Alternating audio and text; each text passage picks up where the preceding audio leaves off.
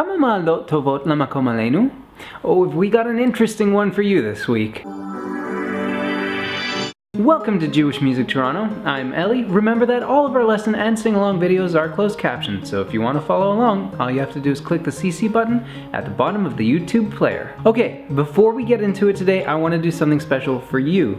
You always take the time to watch and share my videos, and you subscribe to the channel, and I really appreciate that. So let's have a little fun. Let's come up with some cool or hilarious Passover-themed band names. Names like Moses and the Unleavened Breads, or The Four Sons, or One Kid, Two Zoos. Leave a comment below or on Facebook or Twitter with the hashtag Passover band names. I'll take the best and funniest and compile them into a special bonus video for Pesach. Bonus style points to people who submit with a band logo drawing. Please note, style points have no tangible value. I don't care how detailed it is, it's the thought that counts. Alright, last week we did V'hisha-amda, a song speaking to all generations about those who have stood up and attempted to destroy the Jewish people. That means that now we've read through the entire portion of the Passover Seder detailing the descent to Egypt, our enslavement, and the plagues brought against the Egyptians.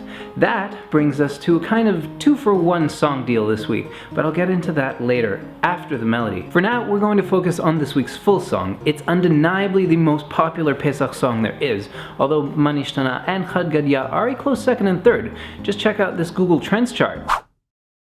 Yep, it's Dayenu. It would have been enough for us. So let's bring up the board. If you're interested in knowing more about the song itself, keep watching or click here for the song's background. Otherwise, you can skip to its author and composer or right to the lyrics and melody. Don't worry, if you click on any of the links, I'll stay right here so you can come back and jump to another section of your choosing later on. Let's get into it. Here comes the background. Dah-yei-nu is a song praising Hashem for the marvelous and literally awesome acts of the Exodus from Egypt, from taking us out of Egypt all the way to bringing us into the land of Israel. It's made up of 15 stanzas, conveniently split into 3 sections each. The first summarizes the details of the Exodus, the second covers the 40 years in the desert, including a particularly tongue-twisting line that I don't think anybody can actually say properly in time to the song, and the third focuses on the entry into fully living under the tenets of Judaism. The Wikipedia entry on the song actually has them broken down quite nicely as well, so you might be interested in checking them out later on. So let's see, it would have been enough for us if Hashem had taken us out of Egypt. Alright, it would have been enough for us if Hashem had given us their wealth. Okay, it would have been enough for us if Hashem had just split the sea. Wait, that can't be right. If Hashem had just given us the manna.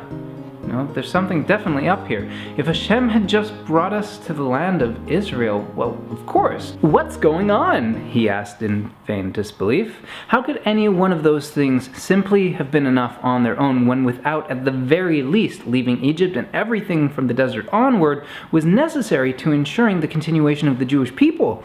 Well, as it turns out, we might not be translating the word Dayenu properly, or with full context anyway. As Menachem Leibtag writes in a Tanakh Study Center shiur, and admittedly I've heard said over by other rabbis over the years, Dayenu is not just that the acts themselves would have been enough for us to say, okay, thanks God, we can handle it from here. Dayenu is saying that each event stands on its own as a reason for praising Hashem. What I really like about Leibtag's article though is that it goes beyond just explaining how Dayenu is a song of praise. He expands further upon that idea and talks about the philosophy behind the entire holiday, explaining that it is more than a celebration of escape from slavery.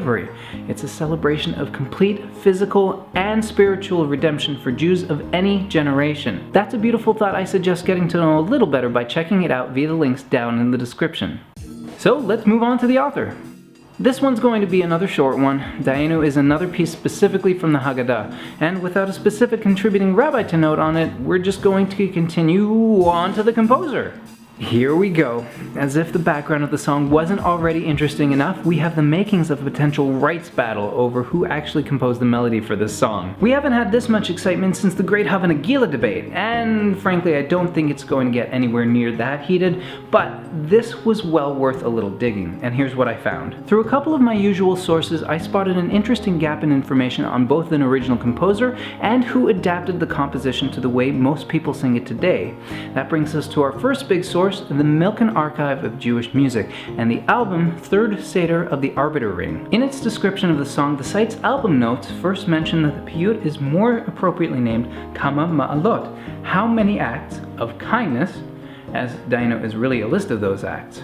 It also brings up the concept of Dayenu as deeming each act worthy of individual praise. However, the kicker is the distinct lack of a trace of the origins of the melody. Yes, it has the sounds of other European melodies, but it has not been traced back there. To quote, "It has earmarks of a cross between a Germanic drinking song and a military march, but its origin has never been established and no evidence of its existence in Europe has been found.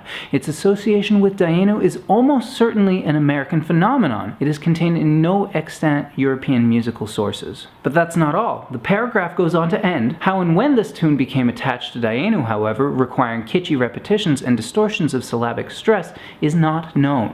Well, Milken Archive, I might, and I admit this is a rather large might, have your source for kitschy repetitions right here. His name was Rabbi Ariel S. Hyams, and he was the Rabbi Emeritus of Temple Beth Shalom of Roslyn Heights, New York. He received his smicha, or rabbinical ordination, at the Jewish Theological Seminary of America, and was also a graduate of the College of the City of New York, or now City College of New York. And in what did he major there? You guessed it, music. So beyond his rabbinical duties, he was a lecturer, musicologist, and a composer. So why do I bring up Rabbi Hyams in the first place? It's because in my search for composers, I found one particular Pesach album that had his name all over it. Literally. He is listed as the composer on every single track of A Passover Seder with John Pierce. According to the Recorded Sound Archive, AllMusic, Discogs, pretty much everywhere I took the time to search. But that's also one of the reasons I said this is a rather large might. The likelihood of him having composed every single one of those tracks, including Eliyahu Hanavi, seems the opposite of a likelihood. Arranger? Maybe, but outright composer?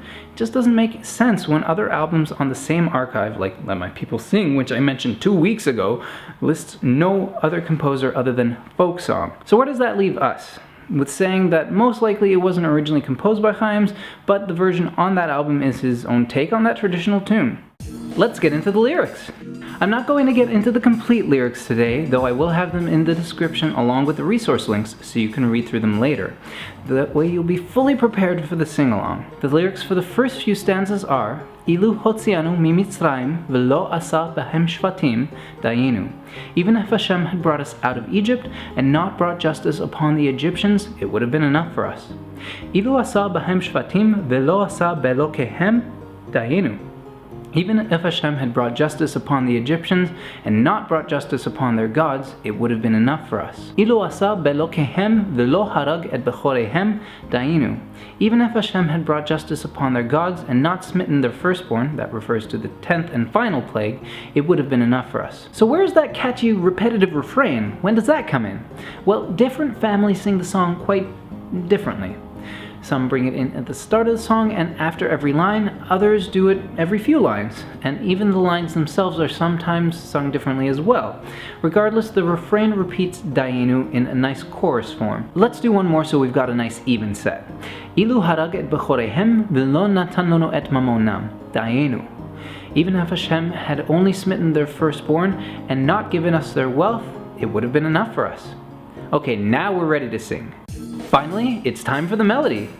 As I said before, families singing this tune have their own traditions for when the refrain is sung, and how they sing each line. Today, the style I'll be doing starts with Dayenu, and each line includes some kind of small repeat. And so, the melody goes, Dayenu, Dayenu, Dayenu, Dayenu, Dayenu, Dayenu, Dayenu, Dayenu, Dayenu, Dayenu, Dayenu.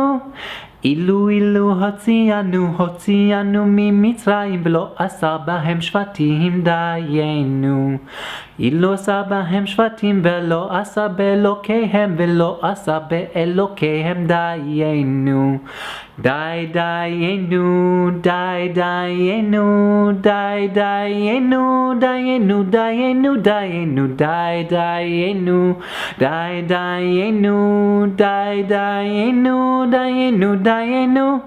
Ee-loo Ah-sah be'elokeihem, v'lo Hah-rag et Beh-chah-rah-vah, v'lo Hah-rag et Beh-chah-rah-vah Dah-yei-nu. Dayenu. Ee-loo Hah-rag bechoreihem velo matan לנו את Mah-mo-nam velo natan לנו את Mah-mo-nam Dayenu. Dayenu, Dayenu, Dayenu, Dayenu, Dayenu, Dayenu, Dayenu, Dayenu, Dayenu, Dayenu, Dayenu. That's enough to get you prepped for the sing-along, which I promise won't be all that different outside of how often I include the refrain. As it is, it's up to you how much you repeat it at the Seder. So, are you still watching? Good, that means you probably remembered the little promise I made earlier about this being kind of a 2-for-1 deal. This tune was adapted into a song about the 10 makot, the 10 plagues, and it's a great mnemonic device for remembering them in Hebrew. As a quick refresher, in Hebrew the 10 plagues are Dam, Tzfardea, Kinim, Arov, Dever, Shchin, Barad, Arbe, Choshech, Makot Bechorot. And that quick song would go something like this. 10 makot, makot, 10, the Mitzrim were punished again and again. 10 makot, makot, 10, the Mitzrim were punished again and again. Dam tzfardea kinim, arov dever shchin, barad arbe choshech, makot bechorot. 10 makot, makot, 10, the Mitzrim were punished again and again. 10 makot, makot, 10, the Mitzrim were punished again and again. That's it for this week's lesson. Be sure to come back later in the week for our sing-along to Dayenu, and definitely take a look at those links down below for more information on Pesach and the song. And remember to submit your Passover-themed band name using the hashtag PassoverBandNames on our Facebook page or at JewishMusicTO on Twitter. Using the hashtag just makes it easier for me to find your submissions. If you're enjoying our videos, be sure to subscribe and share. We really appreciate the support. That subscribe button is right down there, and that share button is right down there. Give them both a click. You can find us on Facebook at facebook.com/JewishMusicToronto and on Tumblr at jewishmusicdatabase.tumblr.com. As always, links for all that and more down in the description below.